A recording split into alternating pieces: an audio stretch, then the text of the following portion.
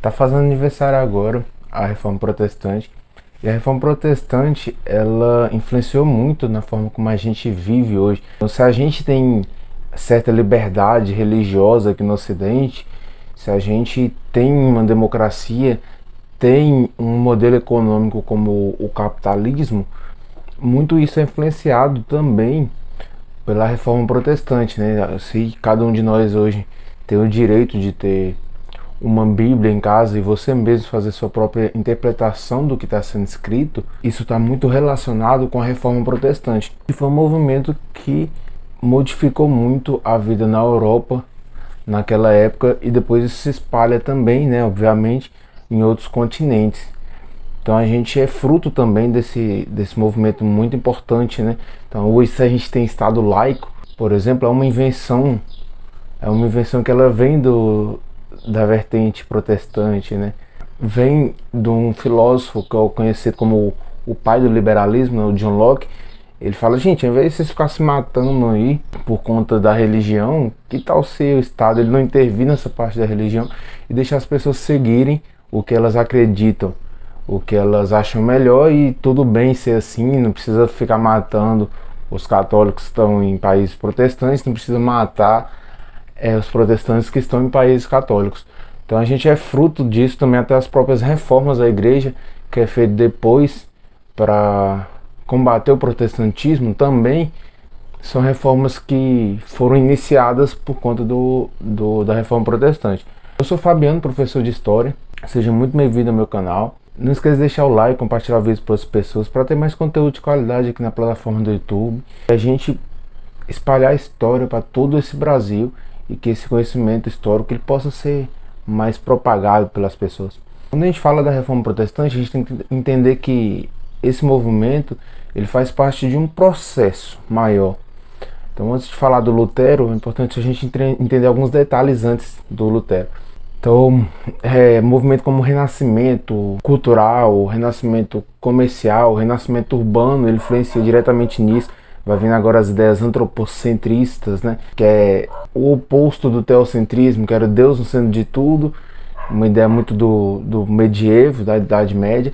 E agora o antropocentrismo é o ser humano no centro de tudo. Ideias essas vão fundamentar também as ideias humanistas. Vai surgindo aí no final da Idade Média, para o início da Idade Moderna, a ciência como a gente conhece hoje, que tem seus métodos próprios, que tem sua própria forma de entender os astros, os fenômenos, para além da religião e da filosofia. Esse é o contexto que se insere a Reforma Protestante. O Lutero ele não foi o primeiro a criticar a Igreja Católica, muitas vezes a gente acha que é, mas não. Durante toda a Idade Média existem heresias, né, que a Igreja sempre combatia quando vinha contra algo que a Igreja já estabeleceu como dogma, como regra, né? A Igreja Católica tem muito essa ligação com a tradição, né? Então, se um papa falou uma coisa, normalmente se segue uma linha de tradição mesmo, né? Uma ideia conservadora, né? Para usar esses termos que a gente costuma ouvir muito hoje em dia. E essas ideias elas foram sendo continuadas, né?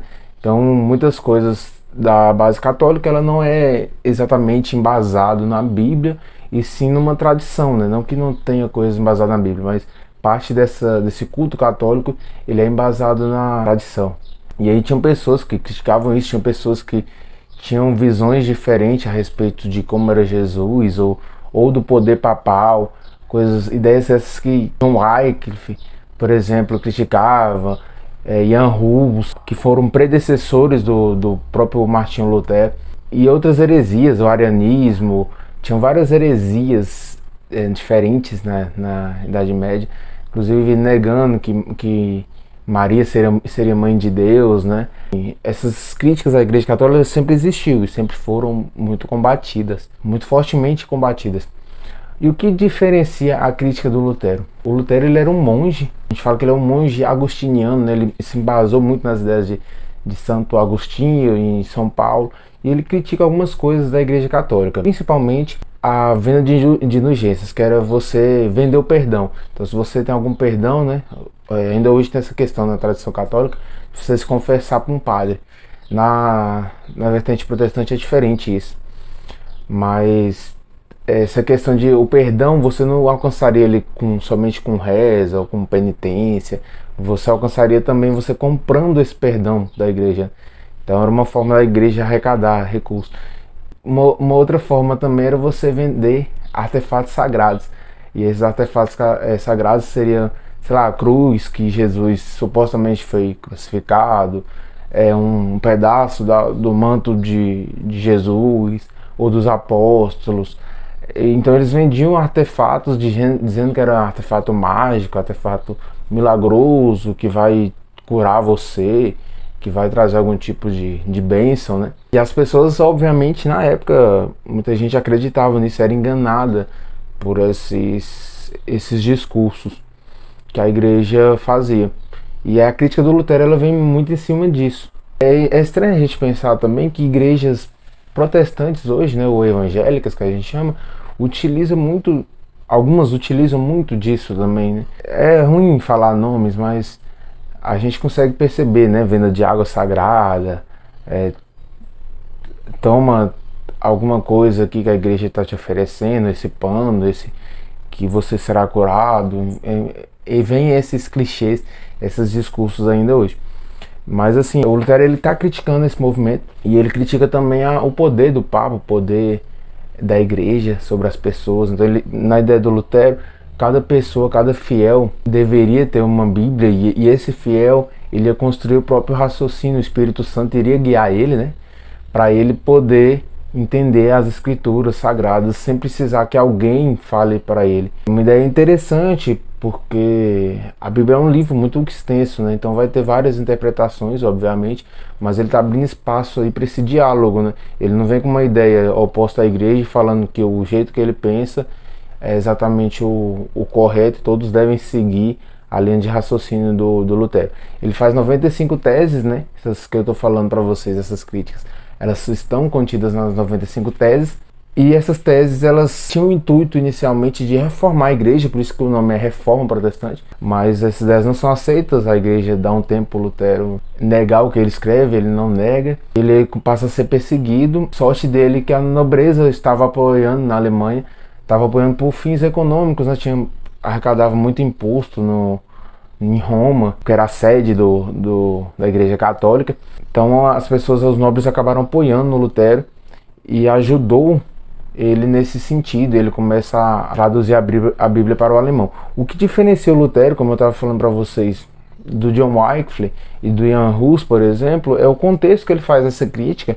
Então agora ele tem apoio maior da população, inclusive dessa nascente burguesia, né, os comerciantes, que a igreja viu muito a questão do lucro como pecado, e também a máquina de Gutenberg. Então o Lutero ele conseguiu propagar muito mais rápido as ideias dele por conta dessa máquina de impressão, ao invés de fazer todo manuscrito, né? Então agora as ideias do Lutero ela fluem mais rápido, ela vai chegando para mais lugares. Se chega para mais lugares, mais pessoas estão sabendo dessas críticas e aí podem ou não gostar dessas críticas ou concordar com elas, né? Mas para os dois casos, as críticas estão sendo mais divulgadas.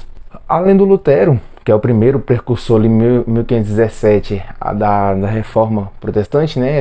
A Reforma ela não se inicia exatamente com Lutero, ele é alguém importante, mas tinha pessoas criticando a igreja antes e ela vai posterior ao Lutero.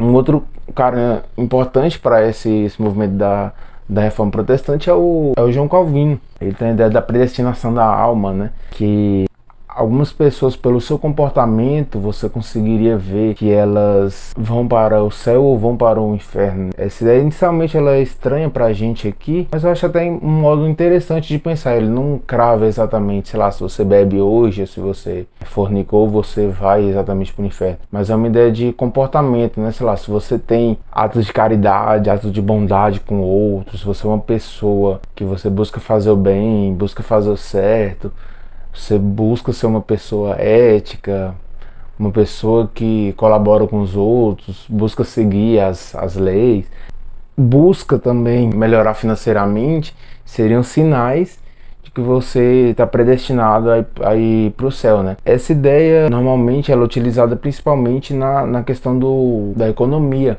do capitalismo. Tanto é que um livro muito interessante, que é A Ética Protestante e o Espírito do Capitalismo, o autor fala exatamente disso, né? O Max Weber fala exatamente isso, né? Que os países protestantes, principalmente os de vertente calvinista, que é João Calvino, ele não era calvo não, tá? Ele é calvinista. É piadinha sem graça, não. Mas enfim, o autor fala que os países que são protestantes, e principalmente da vertente calvinista, eles tendiam a buscar mais riquezas materiais, porque primeiro que não era visto o lucro exatamente como um pecado, segundo porque na visão do Calvino, ter riqueza material era um outro sinal de predestinação da alma. São ideias que elas vão fluir, vão florescer na Europa, e são ideias que também vão influenciar nas atuais igrejas evangélicas hoje, né, que a gente conhece, tem várias vertentes: batista, metodista, pentecostais, neopentecostais, tradicional. Então todas essas vertentes, elas bebem diretamente dessas reformas protestantes. E a terceira reforma, também no mesmo ano, 1534, ali que aconteceu com a do Calvino, é a do Henrique VIII, né, que é a igreja anglicana. Durante muito tempo os historiadores falavam que essa reforma ocorreu porque o Henrique VIII queria se separar, né, e a igreja não aceitou. Isso de fato ocorreu, e ele foi e rompe com a igreja e faz a igreja dele anglicana.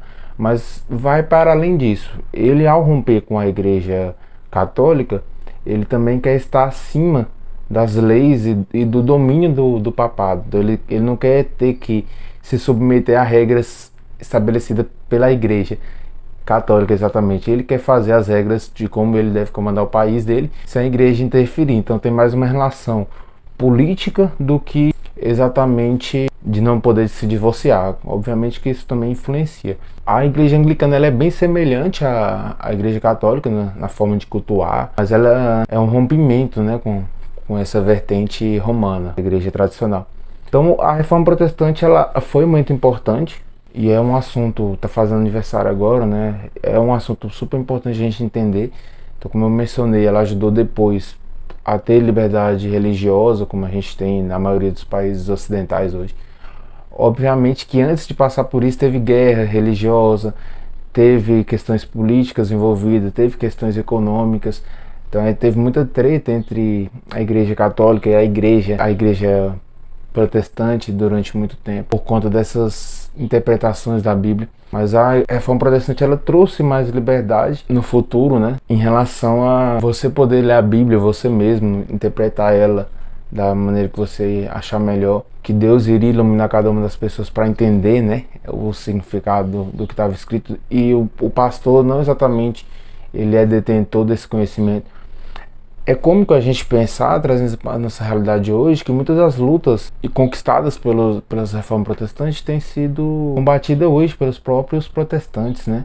Então a gente vê, por exemplo, a interferência da religião na política, por exemplo, coisa que os protestantes buscaram romper com a questão da ligação de Estado e política.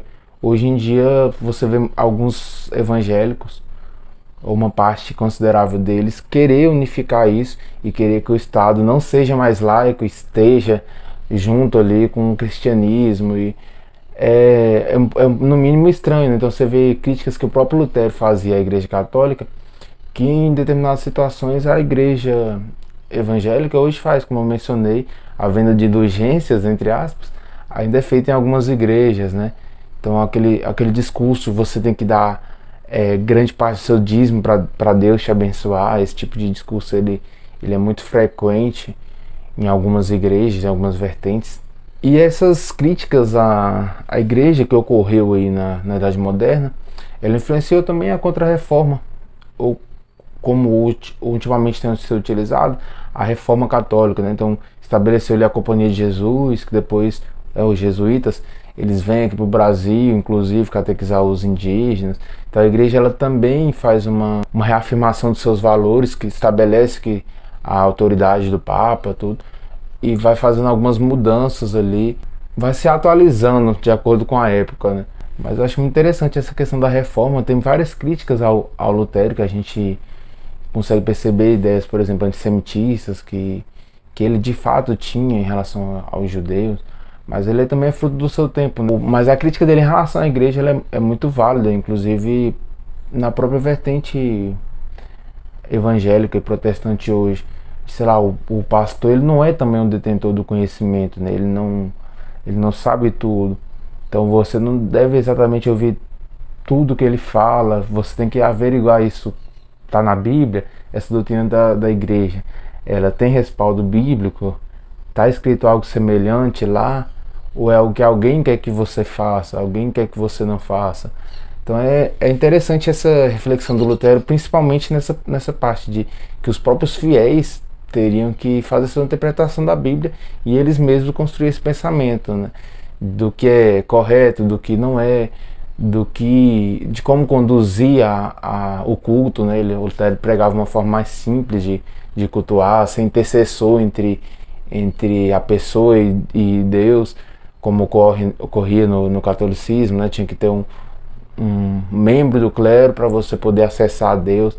Crítica é essa, inclusive, que se a gente for refletir, né, no Jesus histórico, Jesus também fazia, né, em relação ao seu tempo, de que não, que besteira é essa, a gente só ter que cultuar no templo, né? Você pode cultuar onde você estiver, da maneira que você estiver, que Deus irá te ouvir, né? Essa era a mensagem também do Lutero. Então, assim, para a história teve muita importância esse movimento, ele desencadeou uma série de outras coisas durante a Europa. Essa reforma, ela faz parte, como eu mencionei, desse contexto maior, desse período, que acaba influenciando também em outros períodos, né? São ideias que vão florescer, vão se tornar mais preponderantes em alguns países e vai influenciar na economia, vai influenciar na política e vai influenciar não só na religião, né? Espero que vocês tenham gostado do vídeo, não esqueça de deixar o like aí se ainda não deixou. Compartilhe para as pessoas, deixe no comentário aqui o que você achou do vídeo, sugestões para um outro, que assim que eu puder eu vou fazer também. É isso aí, falou!